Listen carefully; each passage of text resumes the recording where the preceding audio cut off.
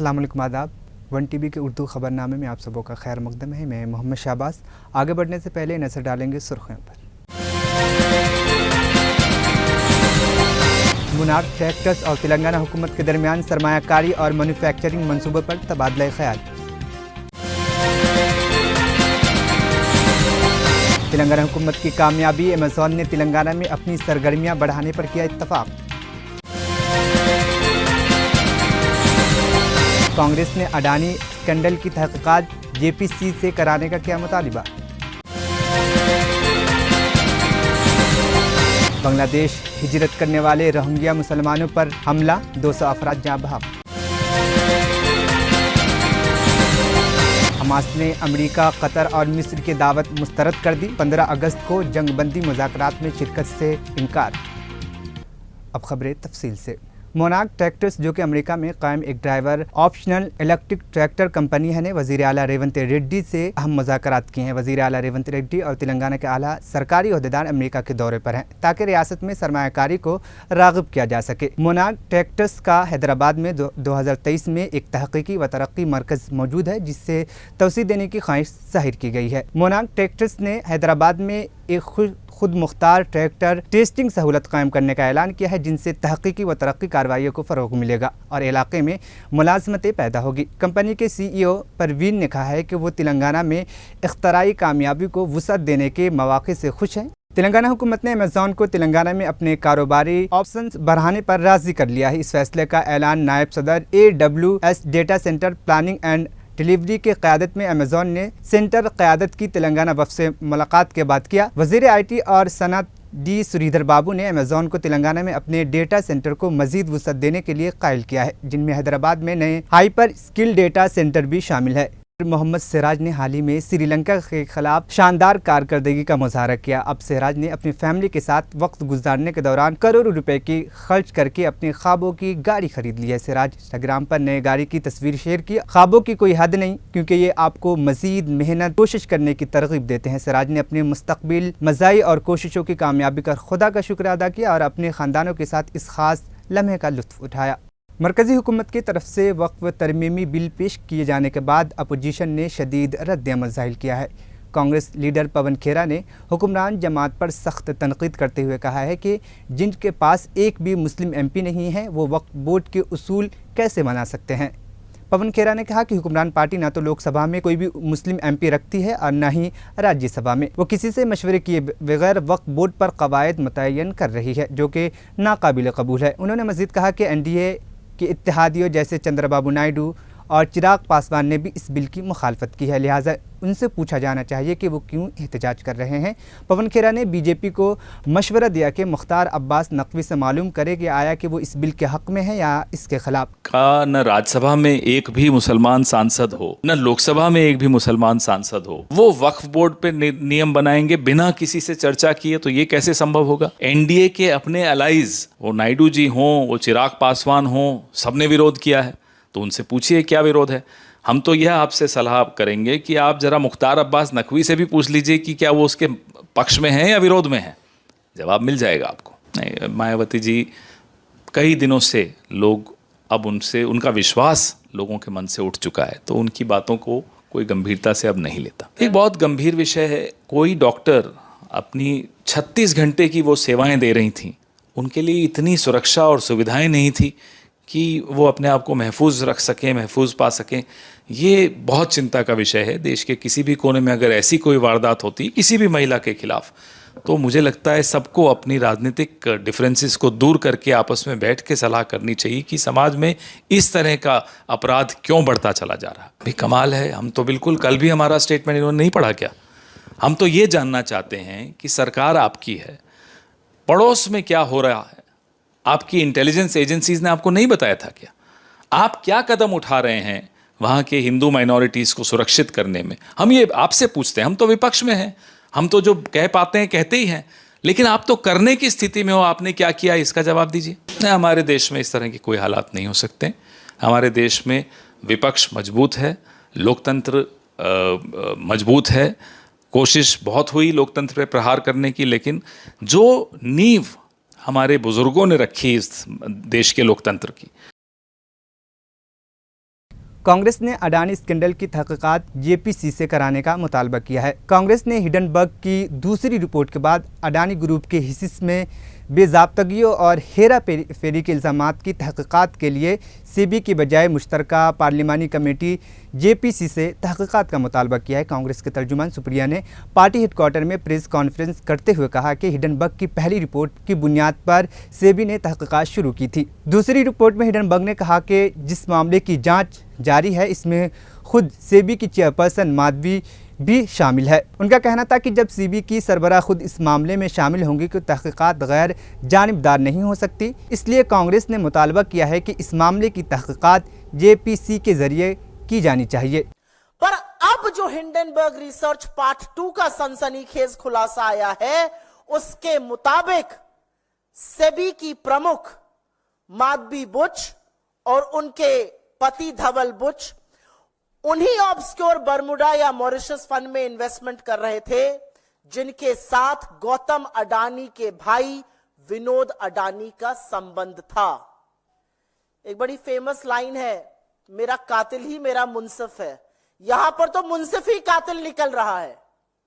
तो जो कोतवाल है जिसको जांच करनी थी, उसका उन्हीं तथाकथित फंड में इन्वेस्टमेंट था इस रिपोर्ट के मुताबिक, जहां पर विनोद अडानी का संबंध था। इस रिपोर्ट में साफ अंकित है कि माधवी बुच का अडानी समूह से संबंधित ऑफशोर फंड में इन्वेस्टमेंट था और सेमी प्रमुख बनने पर उन्होंने अपनी शेयर होल्डिंग अपने पति को ट्रांसफर कर दी। इस रिपोर्ट में लिखा है कि माधवी बुच और धवल बुच ने 5 जून 2015 को सिंगापुर में आईपीई प्लस फंड 1 के साथ एक खाता खोला था। यह आईपीई प्लस फंड 1 अडानी समूह के एक डायरेक्टर ने आईआईएफएल के माध्यम से खोला था। तो बुच दंपति ने खाता खोला सिंगापुर के एक आईपीई प्लस फंड में, जिसका स्थापना अडानी समूह के एक डायरेक्टर ने आईआईएफएल के माध्यम से की। अब यही रिपोर्ट आगे बताती है कि आईआईएफएल ने अपनी एक घोषणा, और ये सारे दस्तावेजों के साथ है, ये सारे दस्तावेज आपके पास ऑलरेडी हैं, चाहिए होंगे तो हम साझा कर देंगे। अब यही रिपोर्ट आगे बताती है कि आईआईएफएल ने अपनी एक घोषणा में बुच दंपति के इन्वेस्टमेंट सोर्स को सैलरी बताया और कुल संपत्ति करीब $10 मिलियन की आंकी गई। 2 तथ्य और बताकर हम इस पर जो राजनीतिक सवाल हैं, जो प्रोबिटी के क्वेश्चंस हैं, जो कॉन्फ्लिक्ट ऑफ इंटरेस्ट के क्वेश्चंस हैं, उस पर जरूर जाएंगे। 2 तथ्य और जानने जरूरी हैं, क्योंकि हिंडनबर्ग रिसर्च की रिपोर्ट में सेबी चेयरपर्सन माधवी बुच के अलावा 2 और एंटिटीज का प्रमुखता से जिक्र है। एक है अगोरा और दूसरा ब्लैकस्टोन। ये दोनों अहम किरदार हैं, नाम याद रखिएगा, अगोरा एंड ब्लैकस्टोन। इस रिपोर्ट के अनुसार अप्रैल 2017 से लेकर मार्च 2022 सेबी प्रमुख बनने के टाइम तक माधवी बुच तब सेबी में होल टाइम मेंबर थी और उनके पास तब एक ऑफशोर सिंगापुरी कंसल्टिंग फर्म में 100% हिस्सेदारी थी। इस कंसल्टिंग फर्म का नाम अगोरा पार्टनर्स है।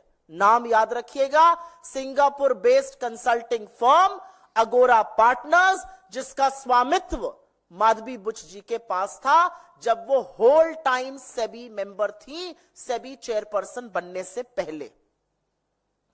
जैसा कि मैंने आपको पहले बताया था, मार्च 2022 में सेबी चेयरपर्सन बनने पर उन्होंने अपनी शेयरधारिता अपने पति को ट्रांसफर कर दी।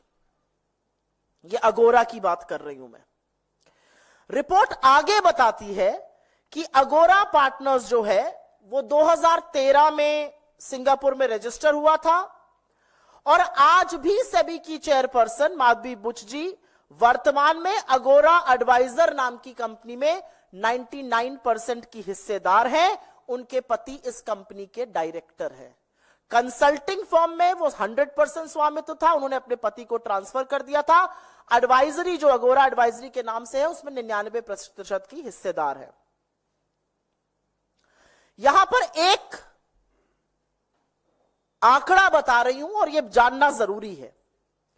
हिंडनबर्ग रिसर्च की रिपोर्ट के मुताबिक 2022 में अगोरा ने $2,61,000 का रेवेन्यू कमाया था। यह उनकी कमाई थी। जो माधवी बुच जी जो सेबी की प्रमुख है, उनके वेतन का करीब 4.5 गुना है।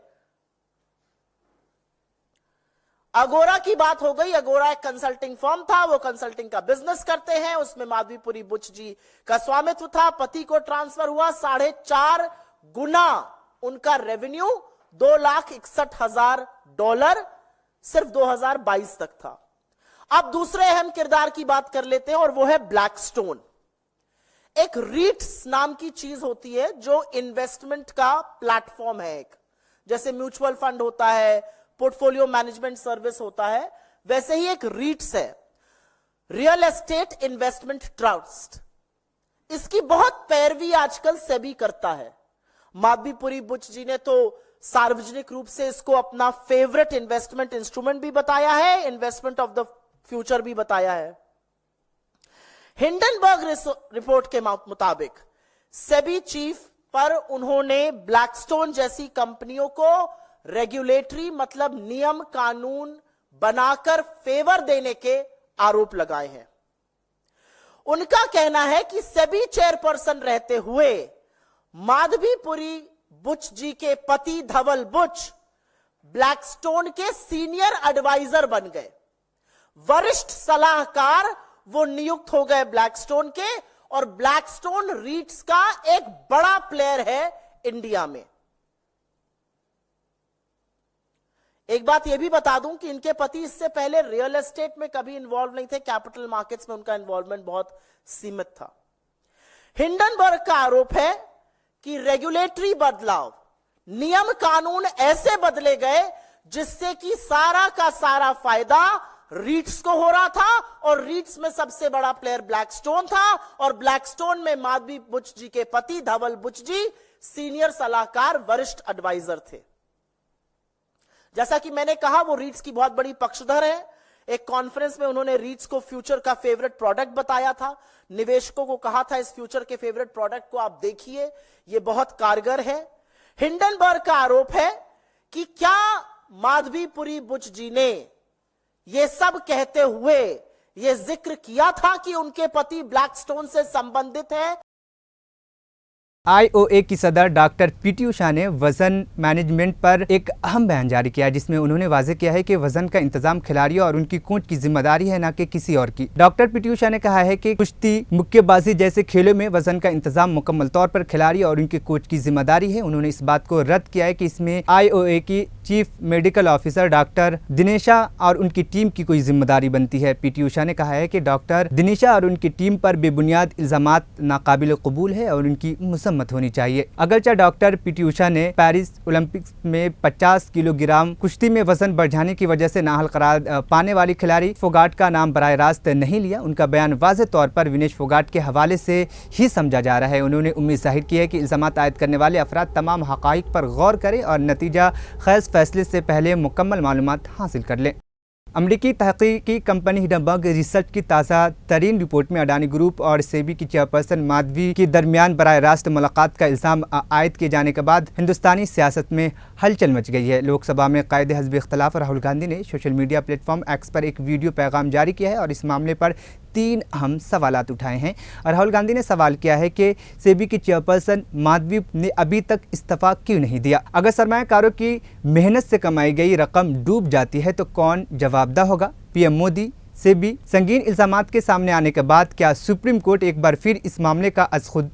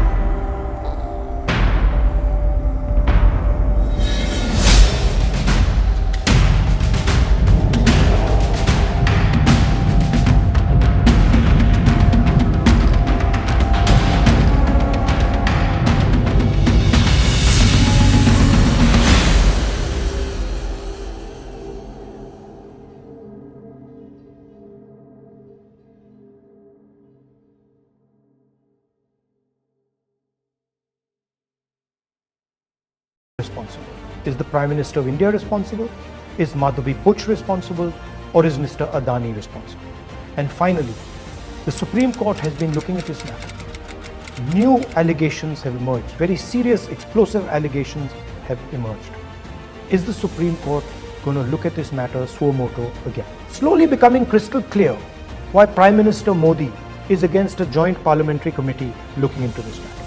Thank you. हिमाचल प्रदेश में हालिया जोरदार बारिशों की वजह से हालात इंतहाई संगीन हो गए हैं। रियासत भर में 338 सड़कें बंद हो चुकी हैं, जिनमें रियासती शाहराहें और कई कौमी शाहराहें शामिल हैं, जिनसे आमद और रफ्त में शदीद मुश्किलात पेश आ रही है। मूसलाधार बारिशों की वजह से रियासत में आबी बहरान पैदा हो गया है। 116 आबी सप्लाई मंसूबे मुतासिर हो चुके हैं, जबकि सैकड़ों ट्रांसफार्मर ठप पड़ने की वजह से बिजली की फराहमी भी बुरी तरह मुतासिर हो गई है, जिनसे शहरों को शदीद परेशानी का सामना करना पड़ रहा है। राजधानी शिमला में हालात सबसे ज़्यादा तशवीशनाक हैं, जहां बुनियादी सहूलतें मुतासिर होने के साथ साथ शहरियों को रोज़मर्रा की ज़िंदगी में मुश्किलात का सामना करना पड़ रहा है। रियासती और कौमी एजेंसियों ने हालात के संगीन को मद्देनज़र रखते हुए इमदादी कार्रवाइयाँ तेज़ कर दी हैं, लेकिन सूरत हाल को मामूल पर लाने में वक्त लग सकता है।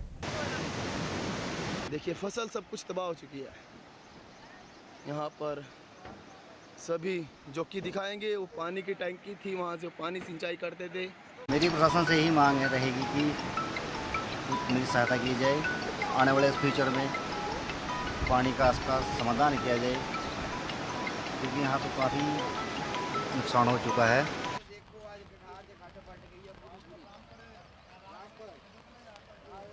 बर्मा से बांग्लादेश हिजरत करने वाले रोहिंग्या मुसलमानों पर एक भयानक ड्रोन हमला हुआ है, जिसमें 200 अफराद जा भौंक हो गए हैं। गैर मुल्की मीडिया रिपोर्ट के मुताबिक जुनूब मशरक़ी एशिया के मुल्क पनाह हासिल करने की कोशिश करने वाले रोहिंग्या मुसलमानों पर हमला किया गया है। इस हमले के नतीजे में हलाकतों की तादाद 200 तक पहुँच गई है, जो कि बांग्लादेश में पनाह गुज़ीरों की ज़िंदगियों के लिए एक संगीन धचका है और ये रोहिंग्या मुसलमानों के लिए मज़ीद मुश्किलात और इंसानी बहरान का बास बनना है।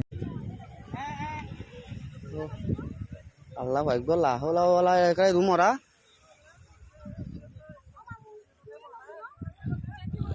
हां वाजे रखले तू ओ मार भाई ओ भूतू हां हां वड़ एड़े खले तू वो दिखल दो पर अच्छा ओ भाई मैं तो मारा फ्रेक आंतला ओ कमाने तो हो बड़ा बाजी आंतला इके दिख गया कना से एड़े नो बुड़ कना से वो क्या लो ino banga pula udah udah हां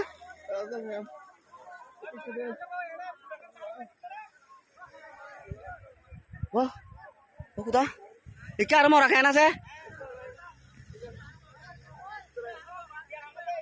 वो आजी इंदे माया मरा wallahi ये गुरा वो वो आजी का गलगला सेंदले गो आजी। फ़िलिस्तीनी तहरीक हमास ने गाज़ा पट्टी में जंगबंदी के हवाले से इजराइल के साथ 15 अगस्त को होने वाले हतमी मुज़ाकरात में शिरकत के लिए अमेरिका, कतर और मिस्र की दावत को मुस्तरद कर दिया है। मिस्र, कतर और अमेरिका ने इजराइल और हमास के दरमियान 14-15 अगस्त को जंगबंदी की शराइत पर बातचीत के लिए अपील की थी और कहा था कि वो किसी मुआहदे तक पहुँचने के लिए हतमी तजवीज़ पेश करने के लिए तैयार है। तहम हमास ने इस दावत को मुस्तरद करते हुए इजराइली वज़ीर आज़म नेतन्याहू की तरफ से पेश किए गए नए शराइत, हमास के सियासी रहनुमा इस्माइल हानिया का कत्ल और गाज़ा पट्टी पर इजराइल के ताज़ा हमलों का हवाला दिया है। ये पेश रफ्त इलाके में जारी इंसानी बहरान और कशीदगी में मज़ीद इजाफा का बास बन सकता है और जंगबंदी की उम्मीदों को नुकसान पहुँच सकती है। आलमी बिरादरी ने हमास और इसराइल के दरमियान मुज़ाकरात की कामयाबी के लिए संजीदा कोशिशों का मुतालबा किया है। वन टीवी उर्दू खबरनामा यहीं पर इख्तिताम पजीद हुआ। मुझे दीजिए इजाज़त, फिर होगी कल मुलाकात। अल्लाह हाफिज़।